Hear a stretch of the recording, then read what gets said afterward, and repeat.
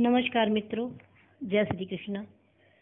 श्री भगवत गीता अध्याय 11 का महात्म जो भगवान नारायण ने लक्ष्मी जी से कहा था। भगवान श्री नारायण बोले कि हे लक्ष्मी जी, अब गीता जी के 11वें अध्याय का महात्म सुनो। तुंगभद्र नाम का एक नगर था जिसके राजा का नाम सुखानंद था। वह श्री लक्ष्मी नारायण की बहुत सेवा किया करता था। वहाँ एक ब्राह्मण बड़ा धनपात्र विद्वान पंडित रहता था। वह ब्राह्मण नित्य ही गीता जी के 11वें अध्याय का पाठ किया करता था और राजा भी वहाँ नित्य लक्ष्मी नारायण की सेवा किया करता था और गीता जी के पाठ का श्रवण किया करता था। ऐसे ही सेवा करते करते बहुत समय व्यतीत हो गया। एक दिन राजा घर को गया। उस दिन देशांतर में फिरते फिरते कुछ अतिथि राजा के यहाँ आए और राजा से अतिथियों ने जगह मांगी। राजा ने बड़ी हवेली खुलवा दी। वहाँ जाकर वो अतिथि ठहर गए। राजा ने सीधा दिया, रसोई कर अतिथि बड़े प्रसन्न हुए और अमृत वेले में जाकर राजा ने उनके दर्शन को गया।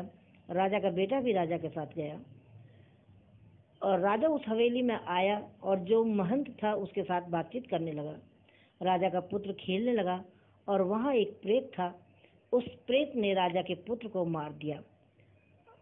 चाकरों ने जाकर राजा को खबर करी। राजा यद्यपि सेवा किया करता था और कथा श्रवण किया करता था, परंतु पुत्र मोह के कारण राजा को दुर्बुद्धि आ गई और राजा बोला कि हे संत जी, आपका दर्शन तो हमको बहुत फला। एक पुत्र था, सो भी प्रेत ने मार दिया। तब ब्राह्मण ने कहा कि हे राजा, चलो तो सही, देखे कहाँ है तेरा पुत्र। राजा, ब्राह्मण और महंती भी वहां आ गए जहाँ राजकुमार मरा पड़ा था। तब ब्राह्मण ने कहा कि अरे प्रेत, तू इस लड़के पर कृपा दृष्टि कर, जो ये लड़का जी उठे।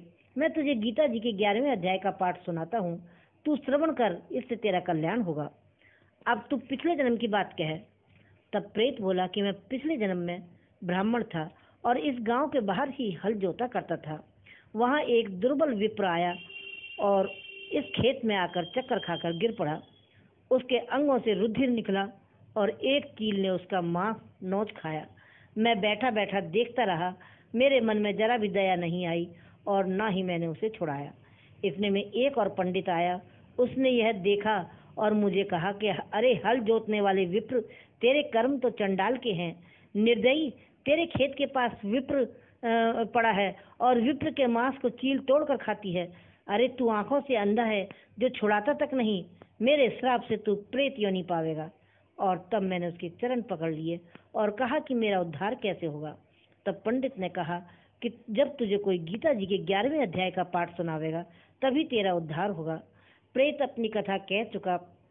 तब विप्र ने राजा से पूछा तो राजा ने कहा कि इसका उद्धार करिए और मेरे बेटे को जीवित करिए। तब विप्र ने गीता जी के 11वें अध्याय का पाठ किया और प्रेत पर जल छिड़का। तत्काल प्रेत की देह छूटकर देवदेही पाई। राजा का पुत्र जीवित हुआ। प्रेत श्याम सुंदर चतुर्भुज रूप होकर खड़ा हो गया। स्वर्ग से विमान आए, उनमें बैठकर चला गया। राजा का पुत्र भी गीता जी के 11वें अध्याय का पाठ सुनने से श्री नारायण जी को परायण हुआ और वह भी विमान में बैठकर वैकुंठ को गया। तब उस ब्राह्मण से राजा ने 11वें अध्याय का पाठ श्रवण किया और मन में कहा कि पुत्र पुत्री कोई नहीं, विरक्त होकर गीता का पाठ करके तुलसी में जल डाल दिया करे। और इस प्रकार राजा भी परम गति का अधिकारी हुआ और अंत में वैकुंठ धाम को गया। भगवान नारायण बोले कि लक्ष्मी जी, आगे भी जो पृथ्वी पर गीता जी के 11वें अध्याय का पाठ करेगा या सुनेगा तो वो भी वैकुंठ धाम को जाएगा। नमस्कार मित्रों, वीडियो पसंद आने पर लाइक सब्सक्राइब अवश्य करें और कमेंट के माध्यम से हमसे जुड़े रहें ताकि हम इसी प्रकार ज्ञानवर्धक वीडियो लाते रहें और हमारा उत्साह यूं ही बना रहे।